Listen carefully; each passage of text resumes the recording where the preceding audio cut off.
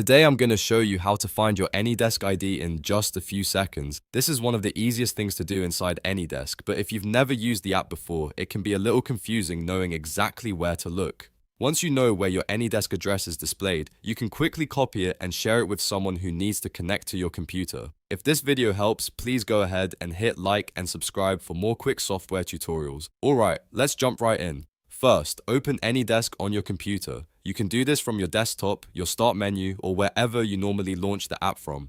Once AnyDesk opens, give it a moment to load completely. Sometimes the interface appears right away, but the address and connection details may still be loading in the background, so it's always best to wait until everything finishes loading before you look for your ID.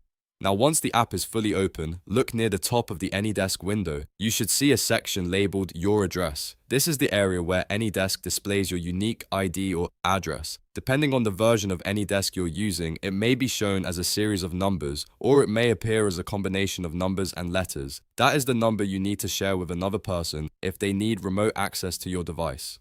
If you want to make sure you found the correct one, just remember that this is the main address shown in the AnyDesk home screen, not the remote address box where you type someone else's ID to connect to them. Your own ID is the one displayed for your device. If you need to copy it, right-click on the ID and then click Copy. That will place the ID on your clipboard so you can paste it into a message, email, or chat window and send it to the person who needs it.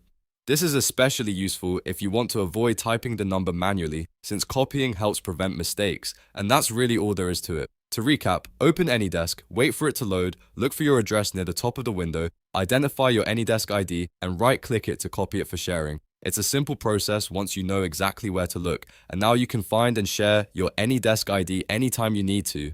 If this tutorial helped you out, make sure to like the video, subscribe to the channel, and turn on notifications so you don't miss the next easy tech guide. Thanks for watching, and I'll see you in the next one.